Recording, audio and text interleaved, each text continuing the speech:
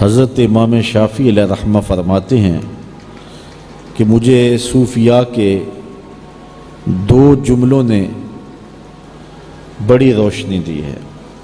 صوفیاء جب گفتگو کرتے ہیں تو ان کی گفتگو مشاہدے پر مشتمل ہوتی ہے۔ عالم جو کہتا ہے وہ سن کے کہتا ہے، کلندر ہرچ گوئے دیدہ گوئے۔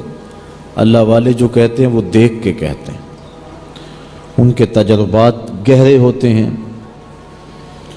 حضرت امام احمد بن حنبل رضی اللہ تعالی عنہ اتنے بڑے عالم ہونے کے باوجود حضرت بشر حافی کے پیچھے بھاگتے تھے۔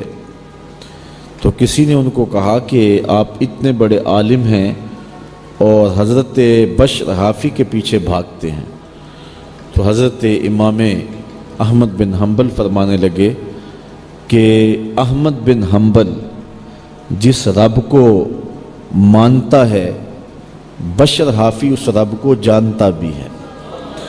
میں تو صرف مانتا ہوں لیکن وہ اسے جانتا بھی ہے۔ اس لیے صوفیاء کے جو مشاہدے ہوتے ہیں وہ بڑے گہرے ہوتے ہیں۔ تو امام شافعی علیہ رحمہ فرماتے ہیں صوفیاء کی دو باتوں نے مجھے بڑی روشنی دی ہے۔ ان میں سے ایک بات کہ الوقت سیف قاطع، کہ وقت کاٹنے والی تلوار ہے۔ وقت کو جو صوفیاء نے بیان کیا ہے وہ بڑی خوبصورتی کے ساتھ بیان کیا ہے۔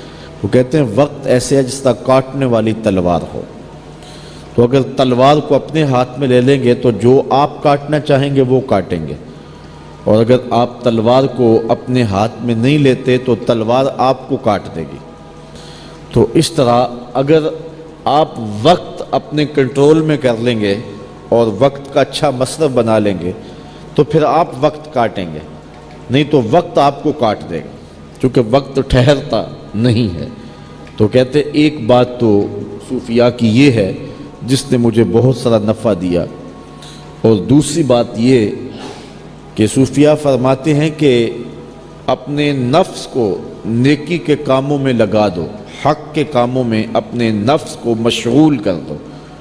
اگر تم نفس کو اچھی راہوں پہ لگا دو گے تو تم اس سے فائدہ حاصل کر لو گے، لیکن اگر تم نے نفس کو کسی کام پہ نہ لگایا تو نفس تمہیں کسی کام پہ لگا دے گا اور اس کا کام باطل ہوگا جس پہ تم کو لگا دے گا۔ تو قبل اس سے کہ نفس تمہیں کسی برائی پہ لگا دے، تم اپنے نفس کو کسی نیکی پہ لگا دو۔ تو کہتے صوفیاء کی ان دو باتوں نے مجھے بڑا ہی فائدہ دیا ہے۔ تو وقت جو ہے یہ ایک تلوار ہے جو کاٹ کے رکھ دیتی ہے۔ اگر اس تلوار کو آپ اپنے ہاتھ میں لے لیں تو پھر حالات کی سنگینیاں کاٹ لیں گے، پھر دکھوں کا کلیجہ چیر لیں گے، پھر مشکلات اور مصائب کو کاٹ لیں گے، پھر سنگلاخ راہیں زندگی کی ان کو کاٹ کر کے آپ کامیابی کے زینے پہ پہنچ جائیں گے۔ لیکن اگر آپ وقت کی تلوار کو نہ پکڑا تو وقت کی تلوار آپ کو کاٹ کے رکھ دے گی۔ تو یہ ایک ایسا جملہ ہے جس نے وقت کی اہمیت پر جو ہے وہ خوبصورتی کے ساتھ تشریح کی ہے۔ یہ بعض لوگوں نے یہ بات مشہور کی ہے کہ احد کے موقع پہ حضور کے دندان ٹوٹ گئے تھے، ایسا نہیں ہوا، لیکن حضور کے دندان کے حلقے سے کونے جو تھے وہ شہید ہوئے تھے، جس سے حضور کے دانتوں کا حسن اور بڑھ گیا تھا۔ یعنی دانت شہید نہیں ہوئے تھے، سارے دانت شہید ہونے کا مفہوم یہ ہے کہ دانتوں کے تھوڑے سے کونے جو ہیں وہ شہید ہوئے تھے، جس کی وجہ سے جو ہے وہ حضور کا حسن اور بڑھ گیا۔ اچھا، کافر بڑے خوش ہوئے جب انہیں پتا چلا نا کہ احد میں حضور کے دانت شہید ہو گئے، اور دانتوں سے انہوں نے یہی مفہوم لیا کہ شاید دانت ہی نکل گئے، تو وہ بڑے خوش ہو گئے کہ شاید اب حضور سونے نہ لگے۔ اللہ اکبر۔ حضرت عبداللہ ابن عباس کہتے ہیں کہ وہ حضور جب تشریف لائے نا احد سے تو آقا کریم علیہ السلام جو ہے وہ منبر پہ جلوہ فراز ہوئے، تو یہ بھی آ بیٹھے کہ اب منظر دیکھتے ہیں۔ تو کہتے ہیں جب میرے محبوب نے خطبہ پڑھا نا تو حضور کے دانتوں سے ایسا نور نکلا کہ جدھر دیکھا نور ہی نور چھا گیا، دانت نظر ہی نہ آئے، نور ہی پیدا ہوا۔ اب سنیے حضرت عبداللہ ابن عباس کی بات، کہتے ہیں کان رسول اللہ صلی اللہ علیہ وسلم افلج الثنیتین اذا تکلم رویا کالنور یخرج من بین ثنایاہ۔ کہتے تھوڑا سا فاصلہ تھا دانتوں کے درمیان، اور جب حضور بات کرتے تھے نور کی کرنیں چھن چھن کے نکلتی، ماحول کے اندر اجالے پھیل گئے۔ امام بوصیری علیہ رحمہ کو کون نہیں جانتا؟ یہ وہ شخص ہیں جنہوں نے ساری زندگی بادشاہوں کے قصیدے لکھے۔ جب وقت آخر آیا، امام بوصیری کو فالج کا حملہ ہو گیا، اب سارے شہنشاہ چھوڑ گئے، جو نذرانے دیا کرتے تھے، اپنے قصیدے لکھوایا کرتے تھے، بندہ بیکار ہو گیا، چھوڑ گئے۔ امام بوصیری چارپائی پہ لگ گئے۔ ایک دن رات کا موقع ہے، شام گہری ہو گئی، بوصیری کے دل میں خیال آیا اب کوئی پرسان حال نہیں رہا، ساری زندگی شاہوں کے قصیدے لکھے، اوکھا ویلا آیا تو چھوڑ گئے، تو سوچا کیوں نہ اس کا قصیدہ لکھوں جو شاہوں کا شاہ ہے۔ اچھا، قلم پکڑا اور حضور کا قصیدہ لکھا۔ بوصیری قصیدہ لکھ کے سو گئے، مقدر جاگے حضور تشریف لائے، اور آقا کریم نے فرمایا بوصیری جو قصیدہ لکھا سناؤ تو صحیح۔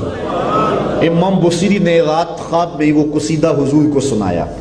آقا کریم نے دست شفقت امام بوصیری پہ پھیرا، اور پھر حضرت امام بوصیری کو چادر عطا کی۔ قصیدہ بردہ کو قصیدہ بردہ اسی لیے کہتے ہیں کہ اس پر حضور نے چادر عطا کی تھی۔ اقبال بھی کہتا ہے اے بوصیری را ردا بخشندائی، بربت سلمہ مرا بخشندائی، اے بوصیری کو چادر دینے والے میری طرف بھی نظر کرم کی۔ اللہ اکبر۔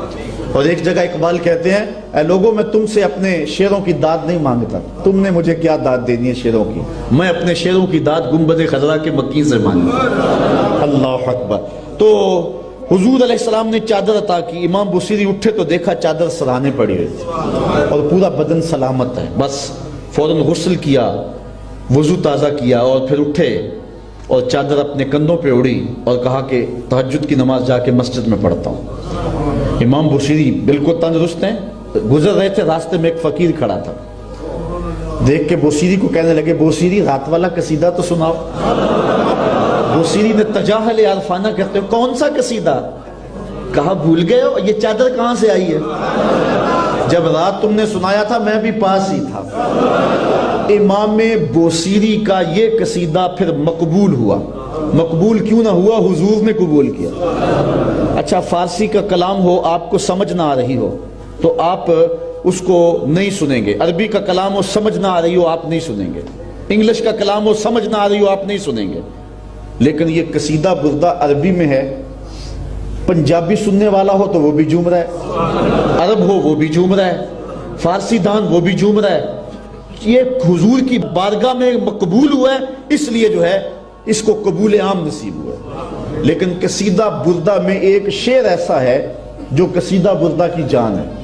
حضرت مولا علی قاری نے لکھا ہے کہ بہت سارے بزرگوں نے خواب میں حضرت صدیق اکبر اور حضور کو دیکھا کہ آقا کریم حضرت صدیق اکبر کو کہہ رہے ہیں بوصیری والا وہ شعر تو سناؤ۔ وہ شعر کیا ہے سنیے۔ اللہ اکبر۔ وہ شعر ہے، حضرت امام بوصیری کہتے ہیں کأنما اللؤلؤ المکنون فی صدف من معدن منتقم منہ ومتبسم۔ حضور آپ کے منہ مبارک میں مبارک دانت ایسے ہیں جس طرح سیپ کے اندر قیمتی موتی ہوں۔